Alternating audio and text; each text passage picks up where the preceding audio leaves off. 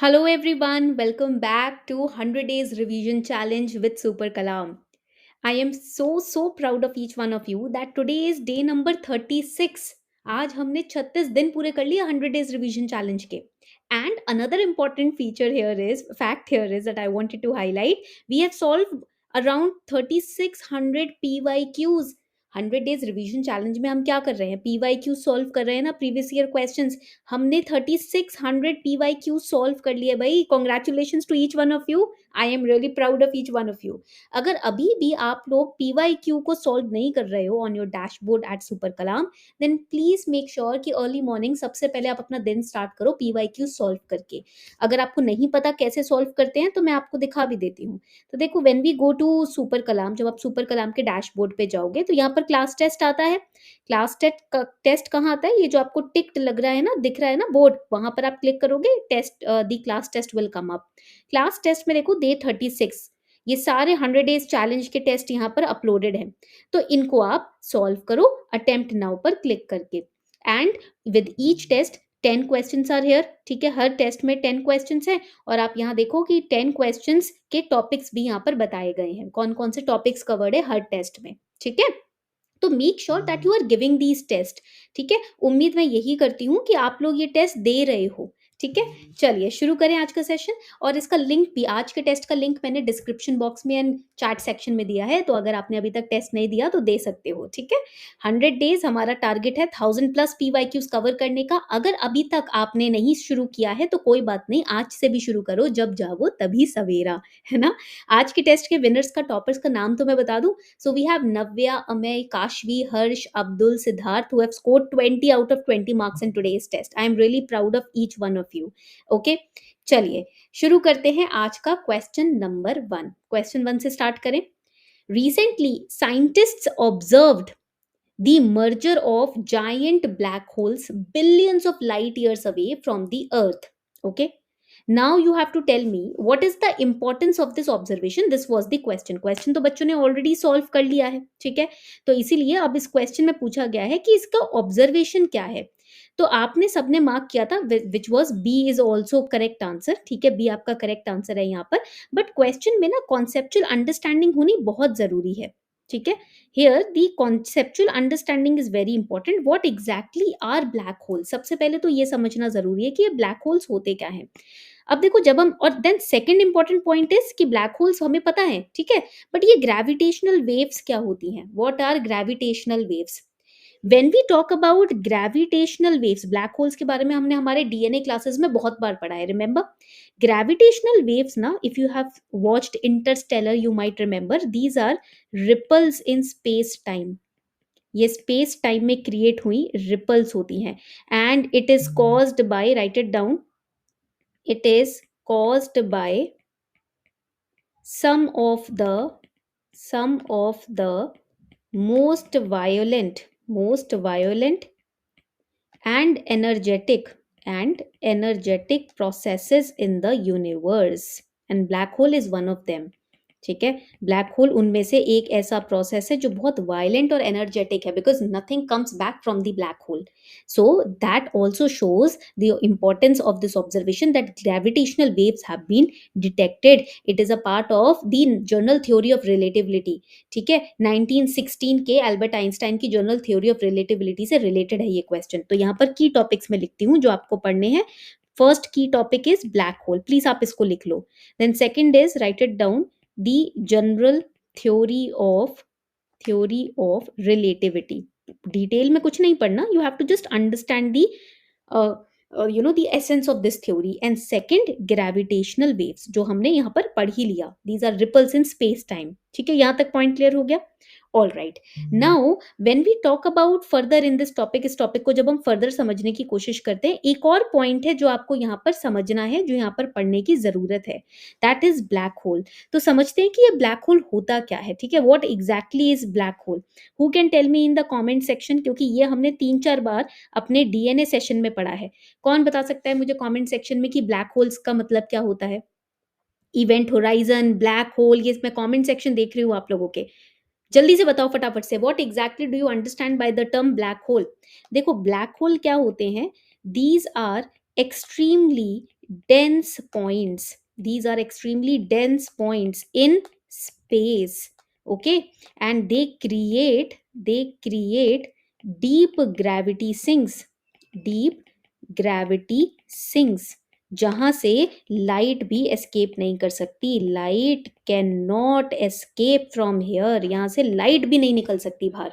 ठीक है, तो ये पॉइंट्स कुछ इंपॉर्टेंट पॉइंट्स हैं जो याद रखने हैं आपको. ठीक है, now coming on to the next question. अब देखो next question again day to day चीजें जो आप अवेयरनेस के साथ पढ़ रहे हो ना, वहीं से क्वेश्चंस आ रहे हैं.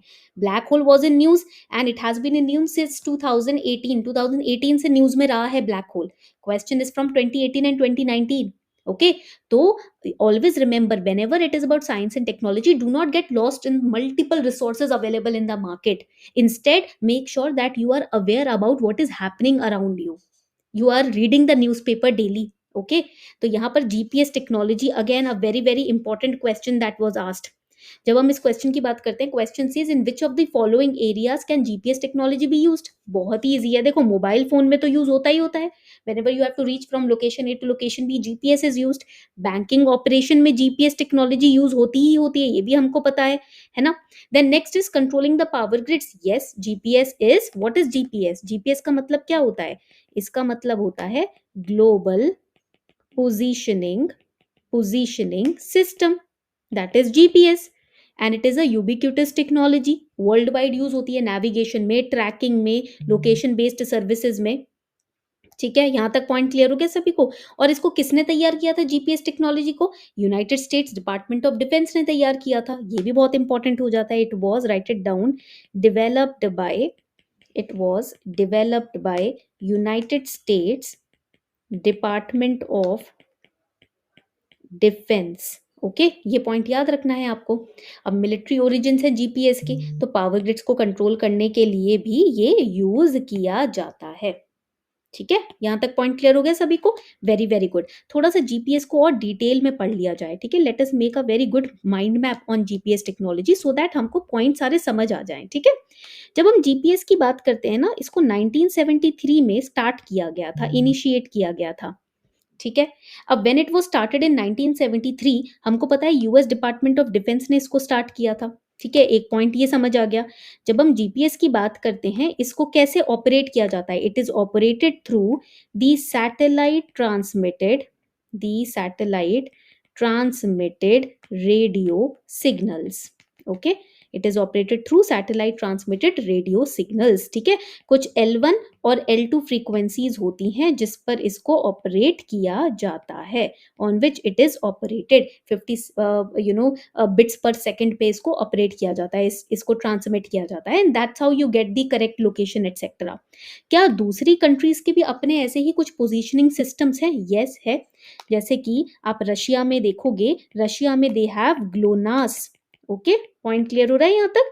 ऐसे ही if you look at India, India में भी अपना जीपीएस है. ठीक है, अब आप बात करोगे जापान की, जापान में भी अपना पोजीशनिंग सिस्टम है. Australia, China, European Union, they all have their own GPS. ठीक है, ये पॉइंट्स इंपॉर्टेंट हो जाते हैं.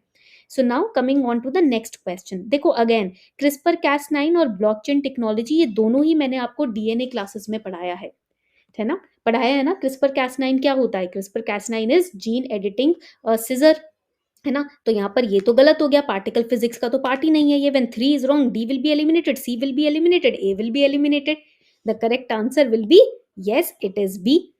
एलिमिनेशन मेथड यूज हो गया यहाँ पर, है ना. Only 2 is correctly match. Digital currency ही करेक्टली मैच्ड है यहाँ पर, क्योंकि थर्ड तो बिल्कुल ही गलत है, पार्टिकल फिजिक्स का पार्ट ही नहीं है ये, है ना. पॉइंट क्लियर हो गया यहाँ तक सभी को? Very very good everyone. अब देखो, जब आप रिवाइज करते हो पीवाईक्यूज, तो ये नहीं है कि हमारा क्वेश्चन सही था, हमारा क्वेश्चन गलत है.